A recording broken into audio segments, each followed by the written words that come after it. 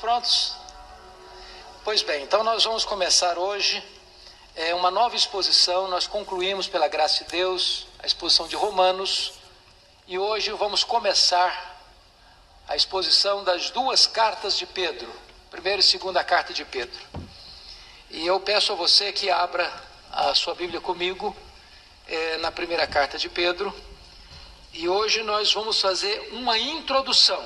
Nós não vamos fazer uma exposição, mas vamos fazer uma introdução a esta primeira carta de Pedro.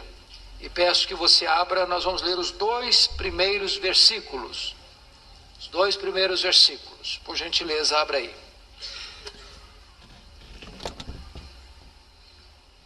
Todo mundo com a Bíblia aberta? Ok?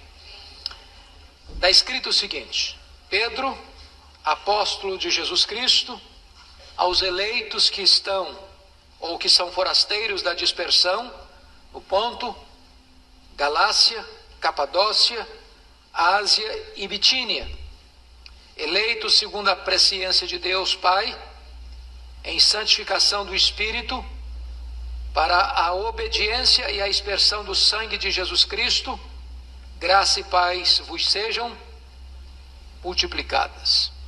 Pois bem, queridos, então vamos examinar hoje uma introdução a esta carta. A carta de Pedro, ou as duas cartas de Pedro, são chamadas de cartas católicas. A palavra católica, acho que todos vocês sabem, que significa universal. Então são cartas universais, diferentes das cartas de Paulo. Paulo escreveu suas cartas a igrejas específicas ou a pessoas específicas.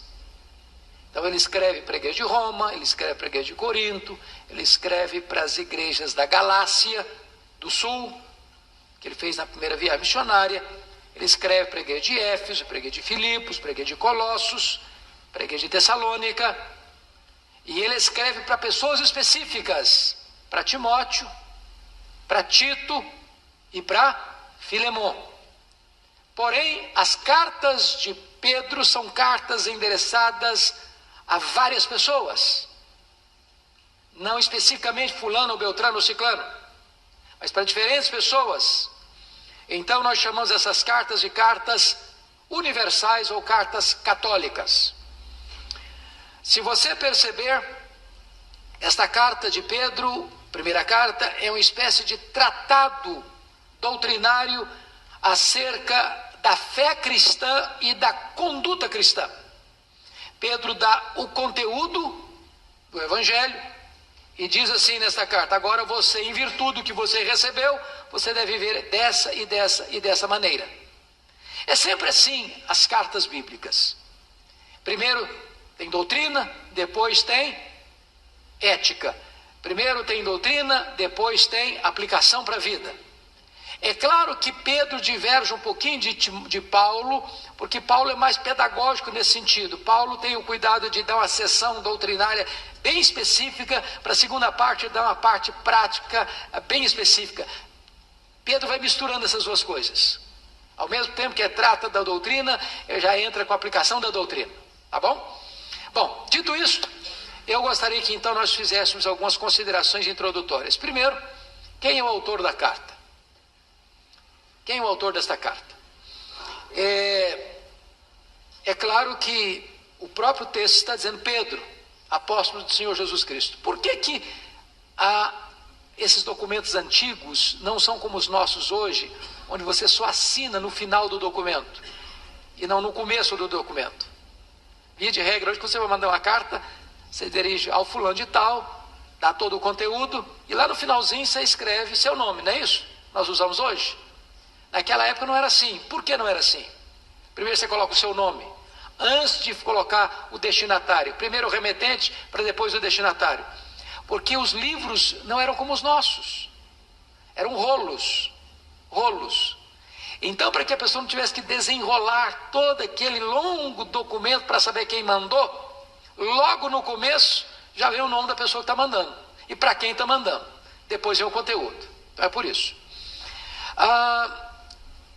A primeira carta de Pedro foi o primeiro livro do Novo Testamento a ser validado no cânon. Então, é o primeiro livro a ser aceito no cânon como livro inspirado. O testemunho dos pais da igreja foi unânime de que Pedro escreveu essa carta. O testemunho dos reformadores foi unânime de que Pedro de fato escreveu essa carta. Todos os eruditos bíblicos conservadores foram unânimes em afirmar que Pedro foi quem escreveu essa carta. A dúvida só vem no século XIX por parte dos críticos liberais, que mais tarde eu vou dizer por que eles colocaram em xeque se foi Pedro mesmo que escreveu essa carta, e daqui a pouquinho eu vou dizer para vocês por quê, com mais detalhes, e já vou só adiantar. É que 1 de Pedro é o melhor grego de todo o Novo Testamento. Então os críticos dizem, mas Pedro era um camarada iletrado, e como é que ele escreveu uma carta e ainda com o grego mais refinado? Então questionam a autoria de Pedro, e nós vamos dizer por que essa análise não está apoiada. No contexto imediato, internamente do próprio livro e também do seu contexto geral. Bom, quem foi esse Pedro? Vamos fazer apenas um resuminho de quem foi Pedro? Pedro era filho de João, irmão de André. Pedro nasceu em Betsaida. Betsaida é uma cidadezinha que ficava ao redor do mar da Galileia. Pedro era casado. Pedro foi morar, depois de casado, em Cafarnaum, que foi a mesma cidade que Jesus adotou como sua cidade, quartel-general do seu ministério. Pedro era um empresário de pesca, sócio, juntamente com André, dos dois filhos de Zebedeu, Tiago e João. Pedro foi chamado por Jesus para ser um pescador de homens. Pedro foi mais tarde escolhido como apóstolo de Jesus Cristo e o líder deles, tanto antes da sua queda como depois da sua restauração. Pedro foi um homem líder, porém de temperamento muito turbulento, porque Pedro era um camarada de altos e baixos, de avanços e recuos, um homem que falava sem pensar, que tomava decisões arrojadas, mas sem a devida reflexão, mas um homem poderosamente usado por Deus, né? Um homem transformado por Jesus Cristo. E é muito importante que se diga que hoje quase 1 bilhão de pessoas pensam que Pedro recebeu de Jesus um primado, que Pedro foi o primeiro papa da igreja e que os papas atuais são sucessores de Pedro. Embora nós entendamos que Pedro foi um homem de Deus, que foi um apóstolo, que foi líder no colégio apostólico, nós não cremos, à luz da Escritura, que Pedro recebesse um primado, que Pedro fosse o primeiro papa, de forma nenhuma, e eu vou lhes dar razões bíblicas para isso. Primeiro, porque os dois textos que se usam para fundamentar o primado de Pedro não têm base bíblica nenhuma. Quando Jesus disse em Mateus 16:18, eu também te digo que tu és Pedro, e sobre esta pedra eu edificarei a minha igreja. É claro que aqueles que acham que Pedro recebeu um primado, pensam que a pedra aí sobre a qual a igreja está edificada é Pedro. Mas não é isso que está no texto, por duas razões. Primeiro, a palavra Pedro e a palavra pedra são palavras muito próximas. Pedro é Petros, pedra é Petra. Não é Pedro, não é pedra que se deriva de Pedro, mas é Pedro que se deriva de pedra. A palavra Petros é fragmento de pedra. É um pedaço de pedra arrancado de um maciço rochoso. A palavra Petra é rocha inabalável. Então o que Jesus está dizendo para Pedro é o seguinte: eu também te digo que tu és um fragmento de pedra, tirado de um maciço rochoso, mas sobre esta Petra, sobre esta rocha que sou eu edificarei a minha igreja. Além do mais, tem um pronome substantivo, esta e essa. Eu também te digo que sobre esta Petra e não sobre essa Petra. Se Jesus estivesse dizendo que Pedro seria pedra, ele diria, eu também te digo que tu és Petros, e sobre essa Petra eu edificarei a minha igreja. Mas ele não disse isso. Eu também te digo que tu és Petros, e sobre esta Petra eu edificarei a minha igreja. É claro que o Pedro entendeu que Jesus era pedra, primeiro sermão dele em Jerusalém, ele disse claramente isso: Jesus é a pedra que os construtores rejeitaram, a qual veio a ser a principal pedra de esquina, a pedra fundamental. Depois, na sua primeira carta, vamos ver no capítulo 2, que ele diz que todos nós somos pedras vivas do santuário, mas Cristo é a pedra rejeitada pelos construtores, a pedra de esquina, a pedra fundamental. E isso entendeu Paulo em 1 Coríntios 3,11, ninguém pode lançar outro fundamento além daquele que já foi posto, o qual é Cristo Jesus. Então, a Bíblia não ensina o primário de Pedro. Mas talvez você pergunte assim: pastor, mas eu já aprendi na escola, já li tantos livros e vou a Roma de vez em quando, e eu já escutei lá da história dos papas. Você vai andar lá, vim de lá essa semana, nas catacumbas de Roma, e tem tantos papas lá que foram sepultados e etc. Como é que funciona isso? E é muito simples de entender. Aconteceu que no ano 800 aproximadamente, foi forjado um documento na França chamado Falsas Decretais de Isidoro. E esse documento teve um propósito: é de recuar a historicidade do papado a Pedro. Porque o papado historicamente só começou no ano 607, quando Focas nomeia Bonifácio III, bispo de Roma, como bispo universal. E só a partir daí começa então a instituição do papado. Mas esse documento que foi forjado na França, que Rui Barbosa, no livro O Papa e o Concílio, diz que foi o maior embuste literário da humanidade, tenta dar legitimidade ao papado, recuando o papado 6 séculos até Pedro, o que não tem base bíblica nenhuma, nem histórica nenhuma. Então, esse Pedro, ele foi um apóstolo, mas não foi papa. Não foi papa, ele não teve primado nem na igreja de Jerusalém, nem na igreja de Roma. Bom, você faz uma outra pergunta agora, mas deixa eu dizer a liderança de Pedro, um dado importante para vocês. Por exemplo, o nome de Paulo é citado no Novo Testamento 162 vezes, o nome de Paulo. Juntando todos os demais apóstolos, fora Paulo, todos os outros juntos são citados apenas 142 vezes no Novo Testamento. A palavra Pedro, o nome de Pedro é citado no Novo Testamento 210 vezes. Isso revela que Pedro de fato foi um grande líder, mas isso não significa que ele foi papa. Está claro isso para vocês? Ok. Para quem Pedro escreveu? Então vamos ver se foi uma carta católica. Pedro diz claramente aí, versículo 1, olha aí comigo: Pedro, apóstolo de Jesus Cristo, aos eleitos que são forasteiros da dispersão no Ponto, Galácia, Capadócia, Ásia e Bitínia.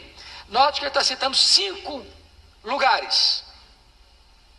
Todos esses lugares citados aqui, Ponto, Galácia, Capadócia, Ásia e Bitínia, ficavam na província da Ásia Menor, que hoje fica todas elas na Turquia.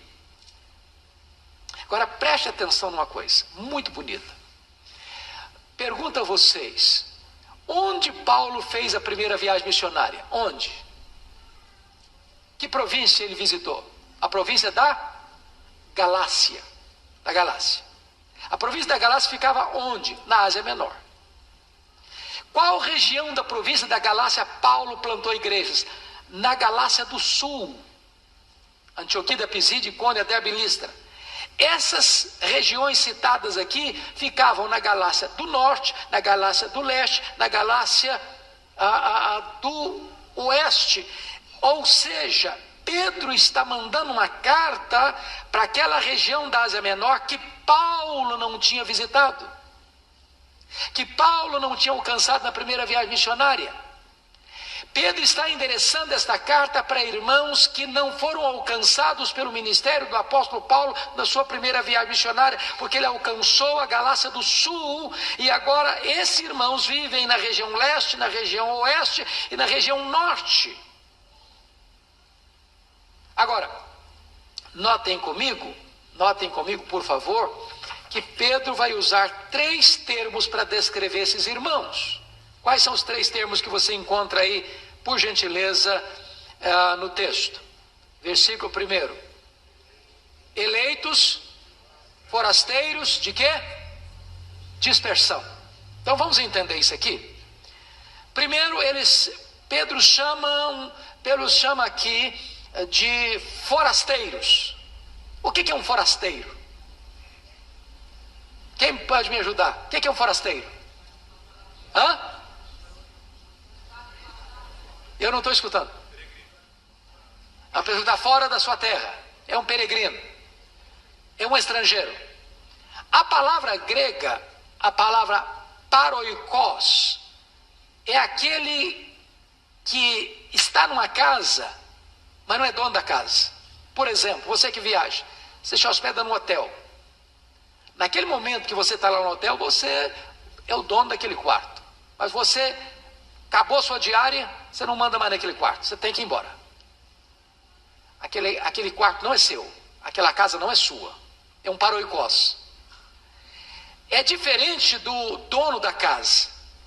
Por exemplo, quando Paulo ora lá em Efésios 3, para que Cristo habite no vosso coração, a palavra não é paroikos, a palavra é residente permanente.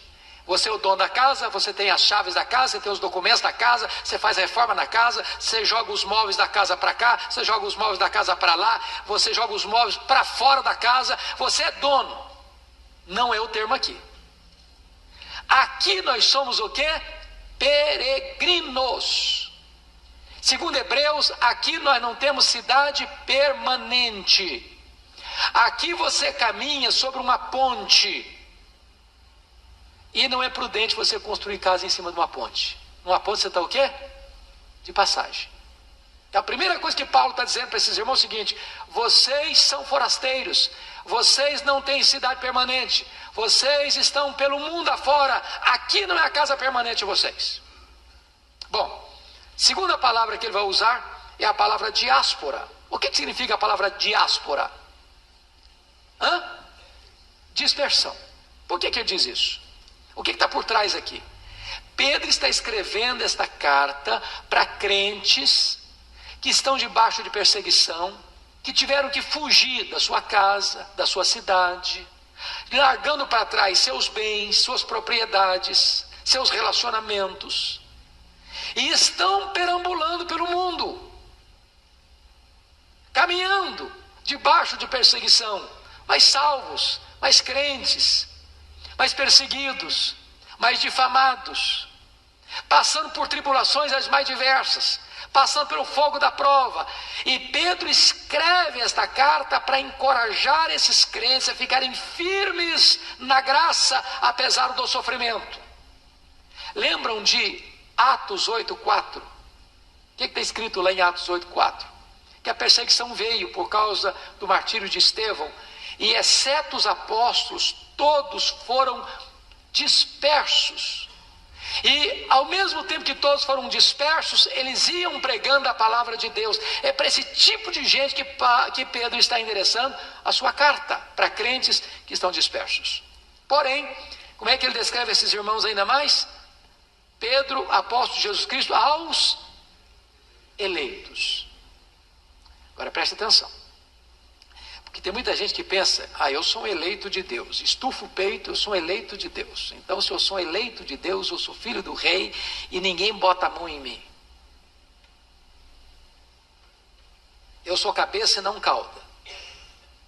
Ninguém me machuca, ninguém me atinge, ninguém me toca. Exatamente isso. O fato de você ser um eleito de Deus significa que você está seguro, no sentido de que ninguém arranca você das mãos de Jesus. Isso é verdade.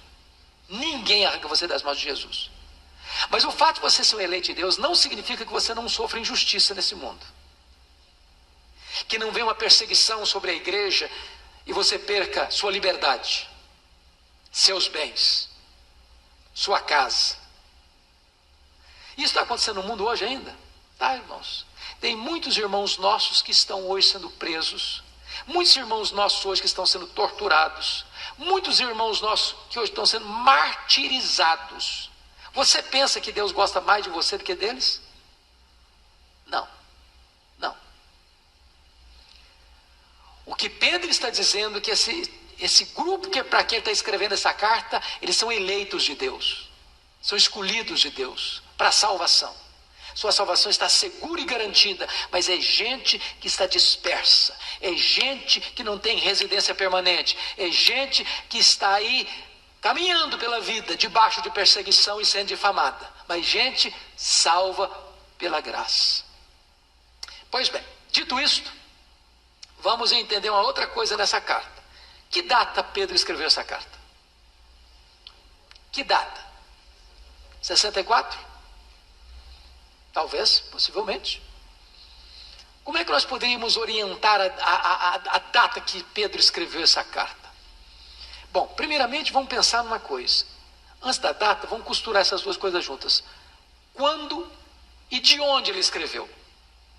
Bom, fica evidente lá em 1 de Pedro 5, versículo 13. Dá uma olhadinha lá. 5:13.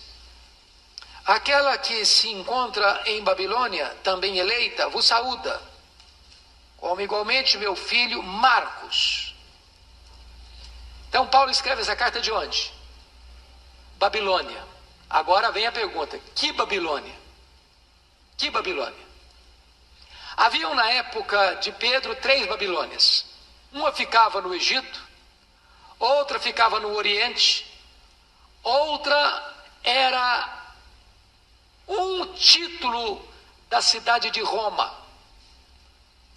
Por quê? Você se lembra que quando João escreveu o Apocalipse, ele escreveu debaixo da perseguição de Domiciano. E ele escreve o livro de Apocalipse para mandar para as igrejas, e escreve em termos de códigos, de símbolos, porque a igreja está perseguida. E ele chama Roma a grande Babilônia, a grande meretriz. Então, alguns estudiosos, e eu hoje estou inclinado a crer que seria a melhor proposta, que esta Babilônia, Calvino pensava que era a Babilônia do Oriente, mas que esta Babilônia da qual ele escreve essa carta seja Roma.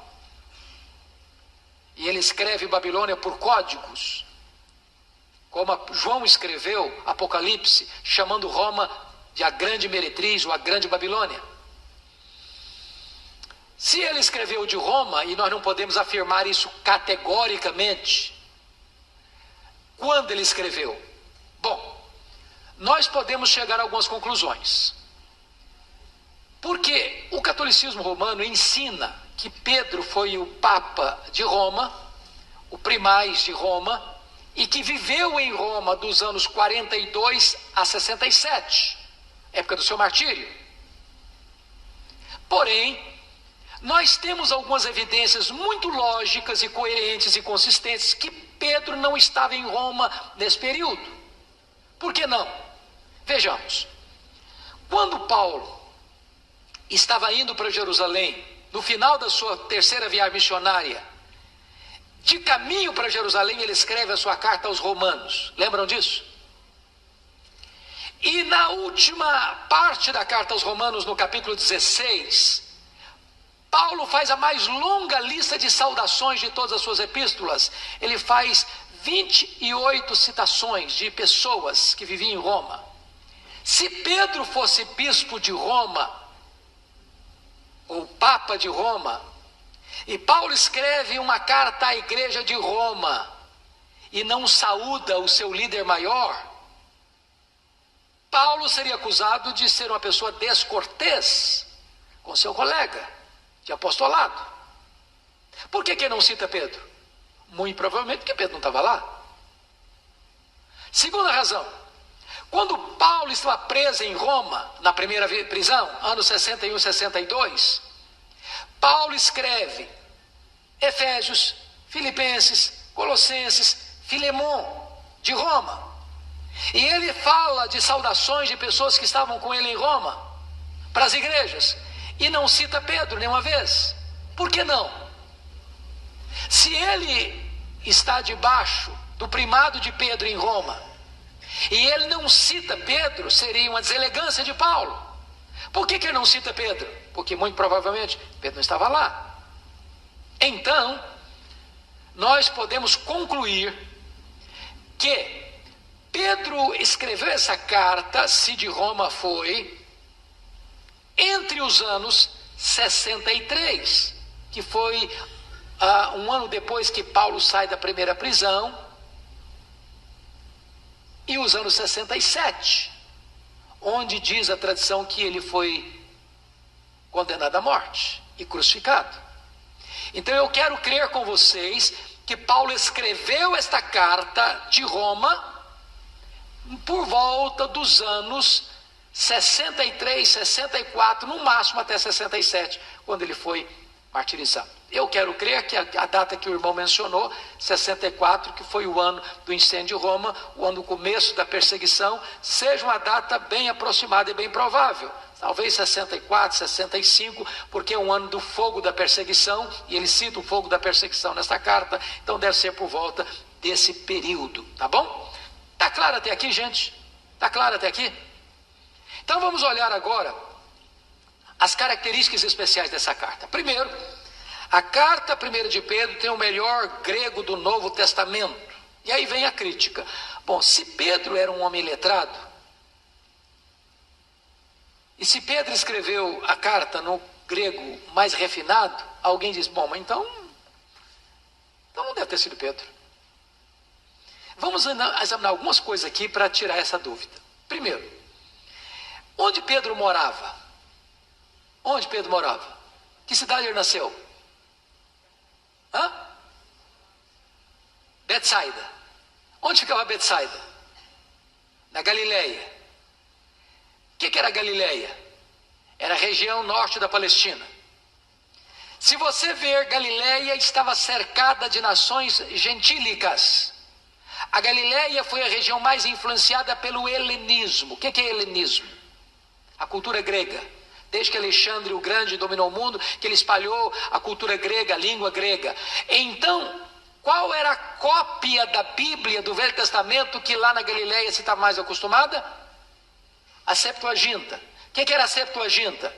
A tradução do hebraico para o grego.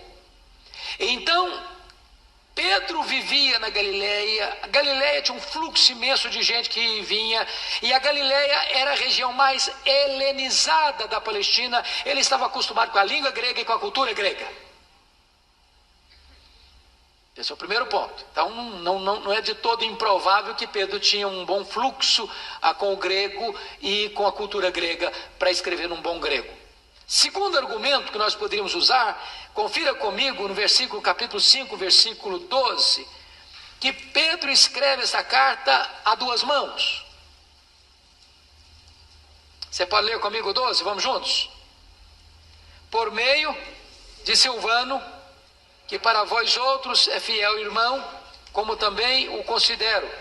Vos escrevo resumidamente, exortando e testificando de novo, que esta é a genuína graça de Deus, deve estar firmados. Então, Pedro escreve a sua carta primeira em parceria com quem? Silvano. Quem é esse Silvano? Esse Silvano aqui é o mesmo Silas, que foi parceiro do apóstolo Paulo na segunda viagem missionária. Ele era profeta da igreja de Jerusalém. Ele era cidadão romano. Era um homem culto. E Silvano foi quem escreveu esta carta juntamente com Pedro. Então você começa a perceber que a acusação de que não pode ter sido Pedro porque tem um grego de boa qualidade já também se afasta da realidade pelo fato de Pedro estar do lado de um erudito que escreve com ele esta epístola. Mas nós teríamos uma terceira razão que para mim é mais eloquente, e a razão é esta: o mesmo Espírito que inspirou Pedro a escrever também o capacitou a escrevê-la com um estilo refinado. Ou vocês têm alguma dúvida de que isso é possível? Então, digo a vocês que esta crítica de que não foi Pedro que escreveu porque tem um bom grego não tem fundamentação nem interna nem externamente. Segunda característica da carta: a carta destaca a chegada de um grande sofrimento. Se você quer escolher de todos os livros do Novo Testamento um livro que enfatiza com eloquência, sofrimento, vitória no sofrimento, escolha 1 de Pedro. Escolha 1 de Pedro. Então vamos dar uma olhadinha, rapidinho. Com a Bíblia aberta aí comigo. Capítulo 1, versículo 6. Paulo fala aí, Pedro. Nisto exultais, embora no presente, por breve tempo, se necessário, sejais contristados, o quê? Por várias provações. A palavra várias aí é uma palavra linda. Para mim, uma das palavras mais bonitas do grego. Aí a palavra várias é a palavra poikilos. Poikilos é a palavra grega de onde vem a nossa palavra policromática. Policromática. Sabe o que ele está dizendo? Que nós temos provações de diversas cores, de diversos matizes. Você tem provação leve, rosa claro. Você tem provação rosa choque, você tem provação rubro vermelho, você tem provação cinza, você tem provação tenebrosa. Mas sabe o que é maravilhoso? Corre comigo lá para o capítulo 4, versículo 10. Vamos ler juntos?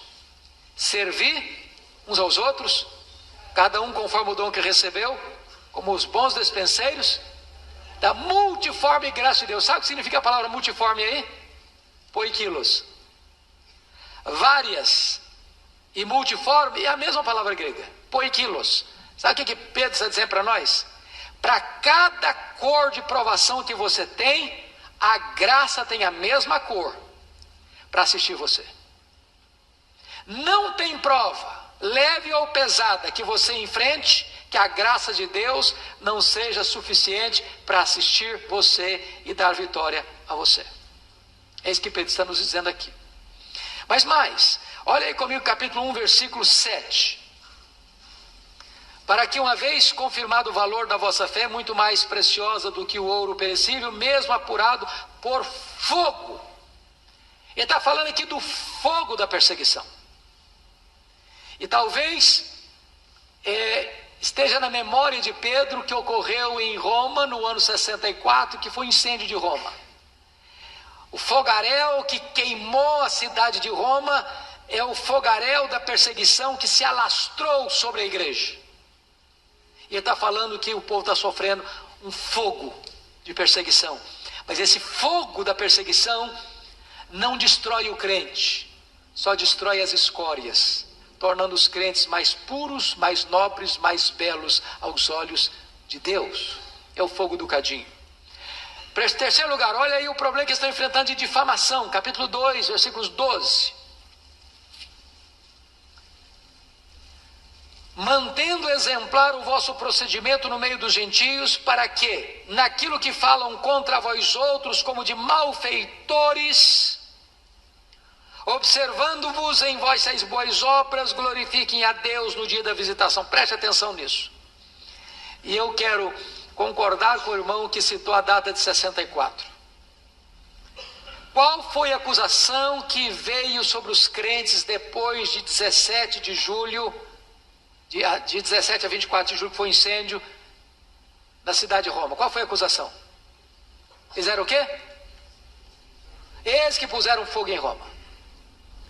Então, além de você perder sua casa, além de você perder sua propriedade, além de você ter que sair da sua casa e perambular pelo mundo, você recebe ainda o quê? Uma difamação. Qual a difamação? Falando contra vós outros que vocês são o quê?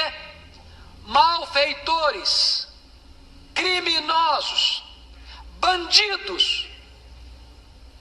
Não foi essa a acusação que fizeram a Paulo? Está lá escrito na segunda carta de Paulo, capítulo 2, versículo 9. Paulo escreve para Timóteo o seguinte: ô Timóteo, pelo evangelho, eu estou sofrendo até algemas como malfeitor. Então esses crentes estão perseguidos e difamados, de criminosos, de malfeitores, de serem incendiários de Roma. Paulo escreve para eles, nesse fogo ardente da perseguição. Agora, que mais? Olha capítulo 4, versículo 12, por favor.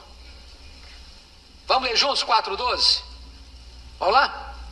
Amados, não estranheis o fogo ardente, que surge no meio de vós, destinado a provar-vos, como se alguma coisa extraordinária vos estivesse acontecendo. Olha o versículo 16 comigo, 4,16.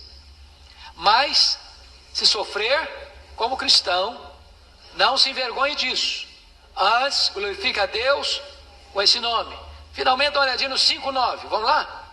Resistirem firmes na fé, certos de que sofrimentos, iguais aos vossos, estão se cumprindo na vossa irmandade, espalhada pelo mundo. Então note você que não é uma perseguição localizada, é uma perseguição generalizada. Bom, se você está passando por luta, não pense que você é exceção, não. Ao redor do mundo tem irmãos seus que estão sofrendo as mesmas provações. É para essa gente que Pedro está escrevendo. Mas olhe bem uma coisa.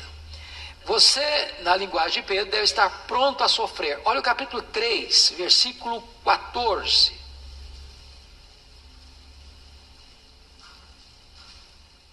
Vamos lá? 3,14, vamos juntos?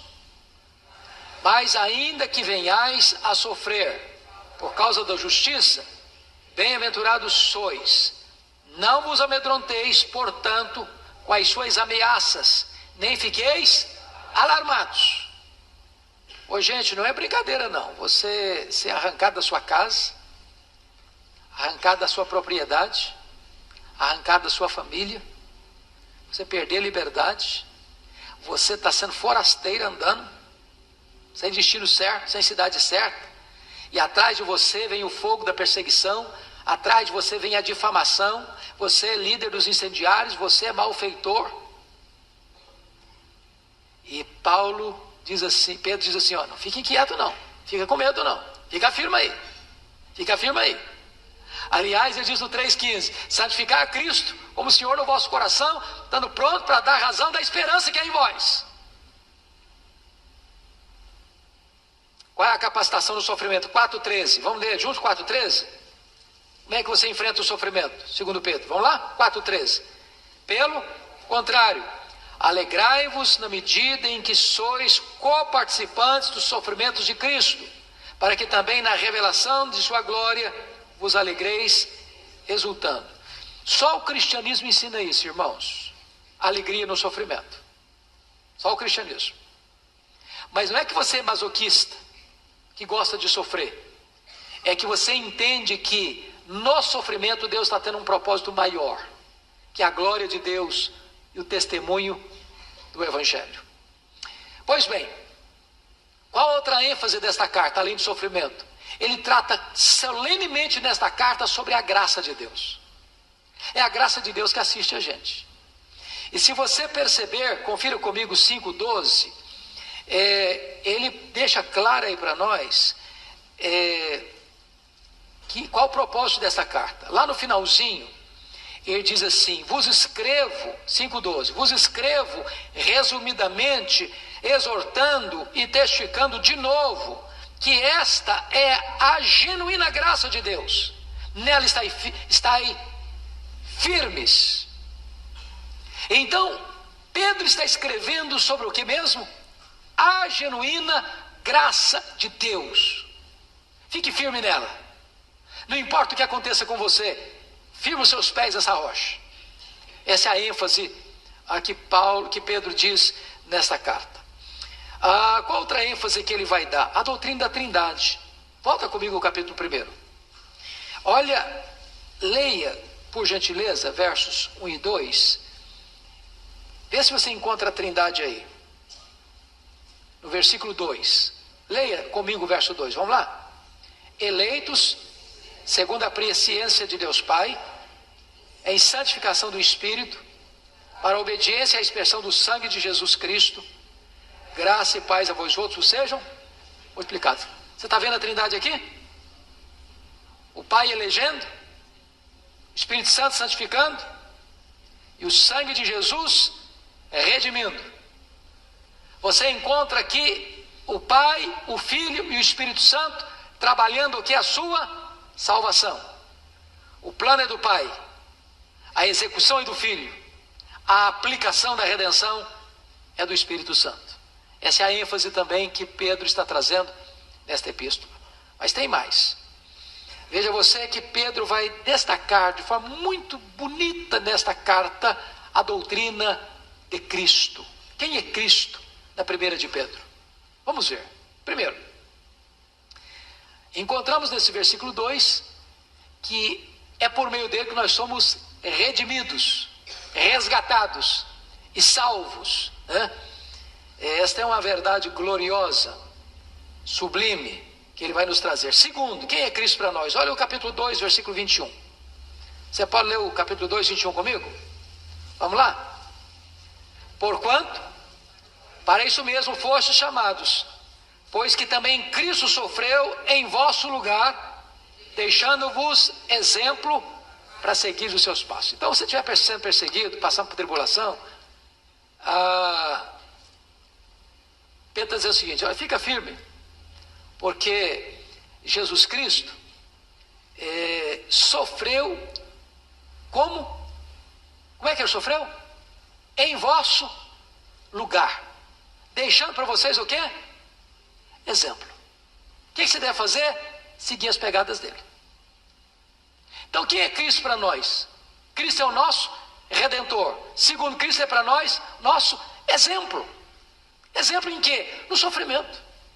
Exemplo no sofrimento. Terceiro, quem é Cristo para nós? Olha aí, versículo 3,18. Vamos ler juntos 3,18? Pois também Cristo, vamos juntos, todos nós. Pois também Cristo morreu uma única vez pelos pecados, o justo pelos injustos, para conduzir-vos a Deus, morto sim na carne, mas vivificado no Espírito. Então, quem é Cristo para você aqui? É aquele que morreu pelos seus pecados. A morte de Cristo, portanto, é uma morte vicária. O que significa vicária? Substitutiva. Ele morreu no seu lugar, ele morreu à sua morte. A morte que você deveria sofrer como punição do seu pecado, que o salário do pecado é a morte, ele morreu por você. Por você. Então, se ele morreu por você e pagou a sua dívida, você que crê nele não deve mais nada. Você está quites com a justiça, quites com a lei. Você está justificado, nenhuma condenação pesa mais sobre a sua vida. Isso é glorioso, porque ele morreu pelos seus pecados passados, presentes e futuros. Irmãos, preste atenção, se a salvação fosse pelas obras, quando é que a pessoa receberia a salvação? No começo ou no fim? Pergunto, no começo ou no fim? No final, é claro. Porque se fosse no começo, você poderia dar uma tropeçada, dar uma caída, aí perdeu, acabou. Então só no final. Agora eu pergunto a vocês, quando é que Deus dá a salvação para você? No começo ou no fim? No começo.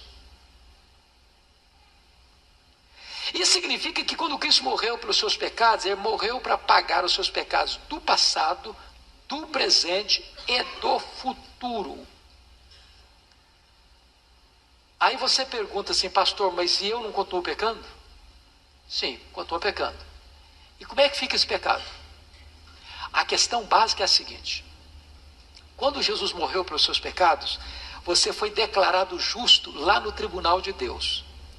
Mas quando ele morreu pelos seus pecados, você saiu da posição de réu, condenado à morte, para a posição de filho.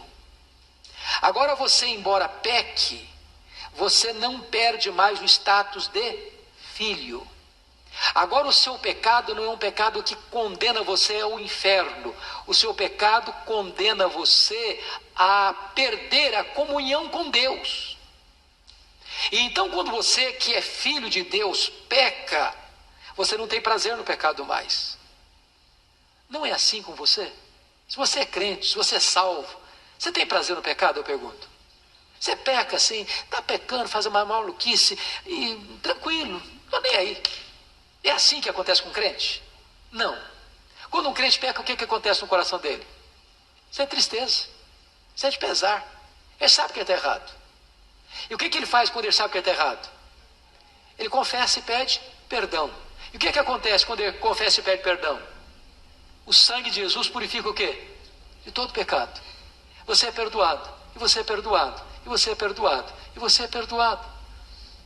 E você ora, perdoa-nos as nossas dívidas, assim como nós perdoamos os nossos devedores. Então, só matéria, só notinha de rodapé. Às vezes eu escuto as pessoas orando o Pai Nosso na igreja, assim, perdoa as nossas dívidas. Não, Deus não perdoa as nossas dívidas, Ele perdoa nós. Perdoa-nos. Está percebendo a diferença? Deus não está perdoando a dívida, Deus está perdoando você. Então, ao orar o Pai Nosso, preste atenção para você orar igualzinho, está na Bíblia.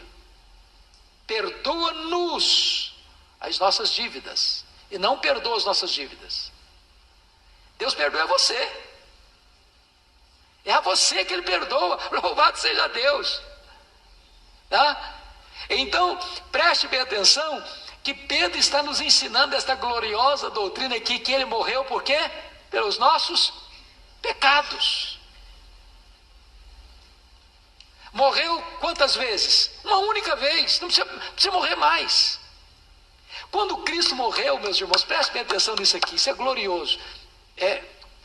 Eu fico tão empolgado que eu não vejo a hora passar, está passando rápido demais. Isso é tão glorioso. Você saber que Cristo morreu pelos seus pecados, é entender que acabou todo aquele ritual de sacrifícios do judaísmo. Não tem mais matança de cordeiro, não tem mais derramamento de sangue em cima do altar de bronze, não tem mais necessidade de um sacerdote, um sumo sacerdote entrar uma vez por ano lá e fazer uma oblação pelo pecado. Não tem mais necessidade de nada disso. Quando Cristo morreu naquela cruz, Ele estava botando um ponto final no judaísmo e fazendo uma transição do judaísmo para o cristianismo, porque o judaísmo era sombra do cristianismo, se cumprindo em Cristo. Ele morreu pelos nossos pecados. Ele é o Cordeiro de Deus que tira o pecado do mundo. Mas que outra ênfase nós temos? Cristo não é apenas aquele que morreu pelos nossos pecados. Cristo é o quê? Ele é Senhor. Olha o capítulo 1, versículo 3, por favor. Bendito o Deus e Pai de quem? De nosso Senhor Jesus Cristo. Ele é Senhor. Ele é Kyrios. Ele é dono. Ele é soberano. Ele é rei. Ele é autoridade suprema. Agora preste atenção numa coisa. No século passado, no século XX, criou-se uma teologia muito perigosa. E muitos de vocês mais antigos da fé já escutaram Bill Bright, nos livros dele, fazendo a seguinte ideia: do crente espiritual, depois do crente carnal, depois do crente espiritual. Então, o homem natural, o crente carnal e o crente espiritual. E fizeram até um gráfico. O homem natural é aquele que não tem Cristo de coisa nenhuma na vida dele. Aí tem um círculo. Aí o crente carnal é o Cristo, em vez de Cristo estar no centro da vida dele, é o eu que está no centro da vida dele. O crente espiritual é o crente que Cristo está no centro da vida dele. Aí ele diz assim: o crente carnal é aquele que recebeu Jesus como Salvador, mas ainda não recebeu Jesus como Senhor. Eu pergunto a vocês, isso é possível? Essa teologia é boa? Não. Ninguém é salvo a não ser que creia no Senhor Jesus. Enquanto Jesus não é o Senhor da nossa vida, Ele não é nosso Salvador. Para você ter uma ideia, a palavra Salvador aparece apenas 22 vezes no Novo Testamento. A palavra Senhor aparece 650 vezes no Novo Testamento. A grande ênfase do Novo Testamento é que Jesus é o Senhor. Essa é a ênfase de Pedro. Pois bem, vamos um pouquinho para frente. Qual outra ênfase que ele dá? Ele mostra nesta carta a obra do Espírito Santo. Versículo 2 do capítulo 1, o que ele diz aí? Eleito segundo a presciência de Deus em santificação do Espírito. Então ele vai tratar da santificação do Espírito Santo na nossa vida. Quem nos santifica é o Espírito Santo, né? É o Espírito Santo. Se você perceber, lá no capítulo 4, 14, você pode ler para mim lá comigo? 4, 14. Vamos ler juntos? Se, pelo nome de Cristo, sois injuriados, bem-aventurados sois, porque sobre vós repousa o Espírito da glória de Deus. O que é ser injuriado, gente? Hã? O que é ser injuriado? É alguém que chega e joga lama no seu nome, na sua honra, difama você, fala mal de você, conta mentira a seu respeito, destrói a sua reputação. E aí, Pedro vem dizer o seguinte: olha, se você está sendo injuriado, fica triste não, se alegre por isso, se é por causa da justiça, porque repousa sobre você o Espírito da glória. No meio de tanta luta, de tanta prova, de tanta acusação, você tem uma alegria indizível e cheia de glória. Aliás, dá uma olhadinha no capítulo 1, versículo 8. Isso para mim é um dos textos mais lindos. Essa semana eu escrevi uma pastoral sobre esse versículo. Eu acho isso aqui impressionante. Vamos ler juntos, com voz bem eloquente, 1:8. Vamos lá? A quem, não havendo visto, há mais, no qual, não vendo agora, mas crendo, exultais, com alegria indizível e cheia de glória. Hoje, gente, sabe o que eu penso? Quem aqui tem, assim, o hábito, de vez em quando, ir num estádio de futebol assistir o time da sua preferência? Quem? Eu tenho vontade de ir, ainda vou. Eu quero ir. No dia que o meu time estiver melhor e tiver pegar um adversário bem fraco para eu não sair de lá derrotado. Agora, você já viu com que vibração um torcedor pula na arquibancada na hora que o seu time faz um gol? Quem já assistiu a seleção brasileira numa Copa do Mundo, numa final, e o Brasil está ganhando, e diz gol? Gol. É assim que a gente reage. Você quer pular e jogar até a televisão para cima, gol! Aí Pedro está dizendo que você que tem Jesus, você que, embora não esteja vendo fisicamente Jesus, mas você conhece Jesus, você se alegra com alegria indizível e cheia de glória. Você acha que tem espaço para esse tipo de vibração na igreja? Eu estava pregando ontem numa igreja Assembleia de Deus, uma igreja muito preciosa e amada, e eu estava falando que, às vezes, a minha experiência de rodar pelo Brasil afora, tem igreja que eu chego, é aquela que nós chamaríamos de ultraconservador. Não tem nada de errado com isso. Mas as pessoas não esboçam uma reação. Você não sabe se ela está gostando, se ela não está gostando, se ela está acompanhando, se ela não está acompanhando. É um negócio assim, congela a imagem. Congela. A pessoa está do jeito... Você fica desesperado. Tem outro lugar também que a pessoa está tão emotiva que você não sabe se ela está entendendo o que você está falando. Agora, irmãos amados, não dá para ficar assim de cara amarrada, é uma alegria indizível e cheia de glória. É isso que é o Evangelho. É isso que Pedro está trazendo para esse time, que não é time que está sendo promovido, não. Não é gente que está hospedado no hotel 5 estrelas em Roma, não. É gente que perdeu sua casa, que perdeu sua propriedade, que está sendo difamada, que o fogo da perseguição em cima dela. Você entendeu isso? E quanta gente reclama, murmura, lamenta, qualquer coisinha você está gemendo, qualquer coisinha você está murmurando, qualquer coisinha você está aborrecido com a vida, qualquer coisinha você está reclamando de Deus. Nós precisamos estudar essa carta com esse sentimento do que Deus fez por nós. Veja mais, quando nós temos mais um pouquinho de tempo. Esta carta é uma carta que enfatiza a bênção e a glória da igreja cristã. Olha comigo o capítulo 2, versículo 9. Olha aí que coisa linda. Vamos ler juntos? Só um pouquinho. Vamos ler o 8. Não, só o 9 mesmo. Vamos ler o 9. Vamos juntos, o 9 e o 10. É o 9 e o 10 que eu quero. Vamos juntos?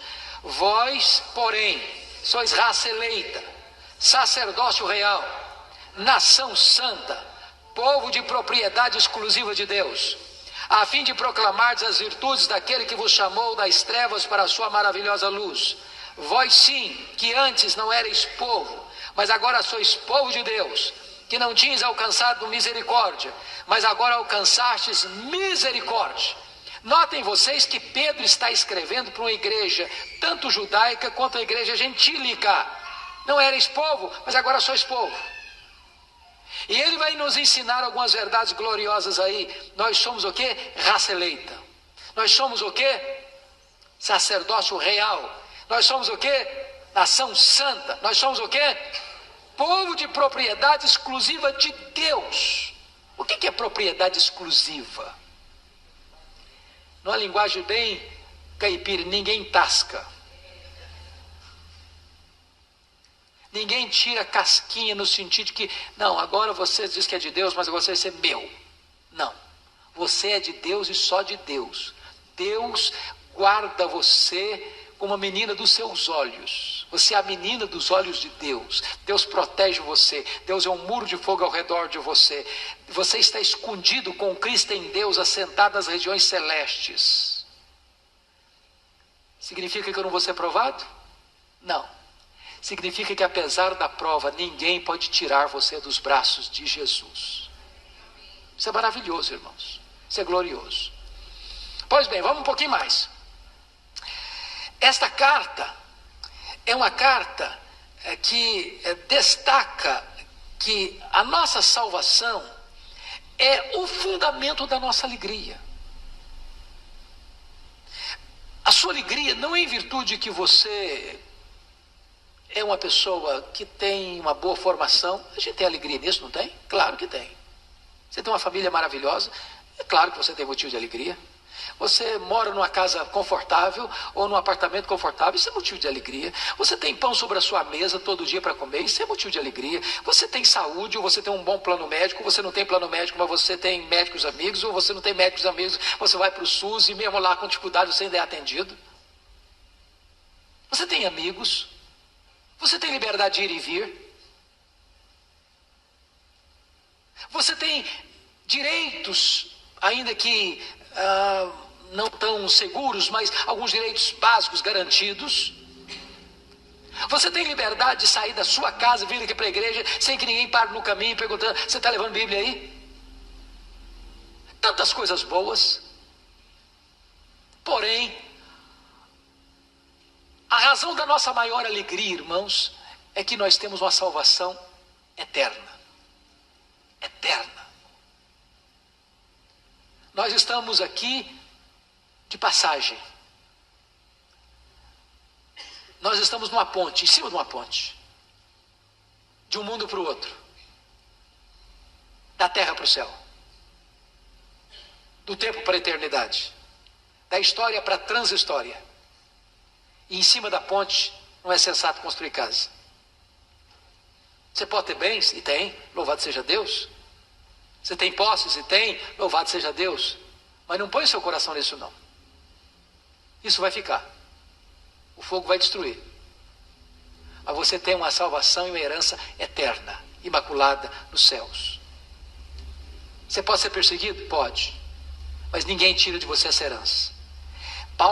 Pedro está dizendo que esta convicção da salvação é que dá a você motivo de uma alegria indizível e cheia de glória. Vamos dar uma olhadinha no 4, 12 e 13. 4, 12 e 13. Eu vou encerrando por aqui. Vamos lá? Amados, não estranheis o fogo ardente que surge no meio de vós, destinado a provar-vos, como se alguma coisa extraordinária vos estivesse acontecendo. Pelo contrário, alegrai-vos na medida em que sois participantes dos sofrimentos de Cristo, para que também, na revelação de sua glória, vos alegreis exultando. O que ele está dizendo é o seguinte, aqui é prova. Então se a provação chegar, não estranhe não, como se fosse uma coisa, meu Deus do céu, eu não esperava que tivesse provação. Não espere provação sim, vai ter sim. Vai ter luta sim. O mundo vai ser hostil sim. Se você for fiel a Deus, você vai ser criticado sim. Mas você, apesar disso, você deve exultar e se alegrar. Porque a sua salvação vai ser consumada na gloriosa volta do Senhor Jesus. Que Deus os abençoe, irmãos. Que Deus nos dê graça. E eu só queria concluir então, fechando com o último ponto, que esta carta aponta para a segunda vinda de Cristo. Eu queria só que você olhasse comigo, capítulo 5, versículo 4. Vamos lá? 5, 4, vamos juntos? Ora, logo que o Supremo Pastor se manifestar, recebereis a imarcessível coroa da glória. O que é a palavra imarcessível? Quem me dá um sinônimo? Não? Que não pode extinguir-se. Que mais? Que não murcha. Imperecível. Logo que o Supremo Pastor, quem é o Supremo Pastor? Jesus Cristo. Então, deixa eu dar uma dica bonita para vocês de homilética aqui. Leia o Salmo 22, 23 e 24, numa sentada só, num fôlego só. Qual a diferença que você vai ver entre esses três salmos?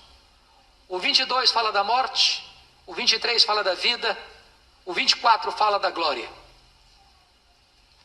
Jesus Cristo nos é apresentado na Bíblia, no Novo Testamento, de três maneiras. Ele é o bom pastor, ele é o grande pastor e ele é o supremo pastor. O bom pastor é o Salmo 22. Com o bom pastor ele deu a vida pelas ovelhas.